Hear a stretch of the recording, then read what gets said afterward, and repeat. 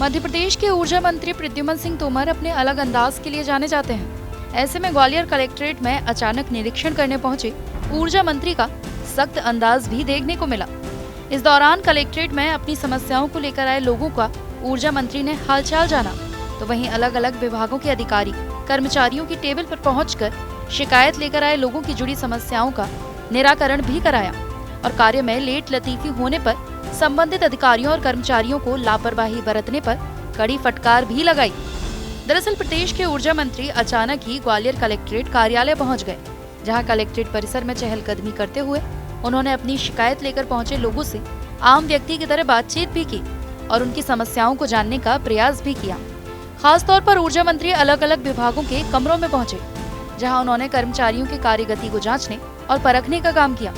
Collectorate परिसर में ऊर्जा मंत्री एक बूढ़े किसान के पास जमीन पर जाकर बैठ गए और उनकी समस्याएं जानने की कोशिश करने लगे, तो पता चला कि बूढ़ा किसान कई दिनों से अपने खेत की नकल के दस्तावेज के लिए कलेक्ट्रेट में संबंधित विभाग के चक्कर लगा रहा है। ऐसे में ऊर्जा मंत्री ने बूढ़े किसान को स्पॉट पर ही उनके खेत की नकल दस्तावेज दिलवाए। बैठो मैं आपके पास ही आया हूं। कैसे आए हो आप? तो आए एक बंटवारे चलिए आओ आप।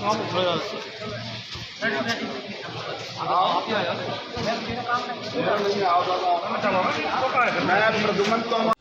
ऊर्जा मंत्री अपने औचक निरीक्षण में नागरिक खाद्य आपूर्ति विभाग के ऑफिस में भी पहुंचे, जहां लोगों को राशन नहीं मिल पाने को लेकर खाद्य आपूर्ति अधिकारी को कई फटकार लगाई और इस पूरे मामले को तुरंत पीएस के संज्ञान में भी पहुंचाया।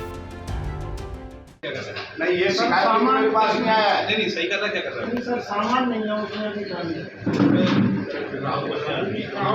तो वो शिकायत जनता उसका भुगतान क्यों करेगी? जनता राहुल आप मतलब ये शिकायत करेगा? ये तो मैंने चर्चा करी, इसने बोला मैं इसलिए आया हूँ तो मैं आ गया, पर इसके कारण जनता सफर क्यों करेगी? आप बात कराई नहीं, आपने पीएस से बात मशीन से कलेक्ट्रेट में औचक निरीक्षण करने पहुंचे ऊर्जा मंत्री ने कहा कि ये मेरी ड्यूटी है, सरकार मुझे लोगों की सेवा करने के लिए मानदेय भी देती है। देखिए, हमारे सरकार की बहुत साफ मंशा है, अंतिम पंक्ति के अंतिम व्यक्ति तक सरकार की योजनाओं का लाभ पहुँचे।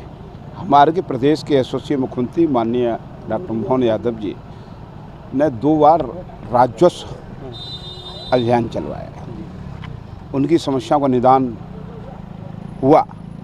जो निदान नहीं हुआ उन किसानों से मैं आज कलेक्ट्रेट आया, मिलकर उनकी बात सुनी, मिल गया तो उनका समाधान कराया। क्यों विलम्ब हो रहा है उसका कारण पूछा।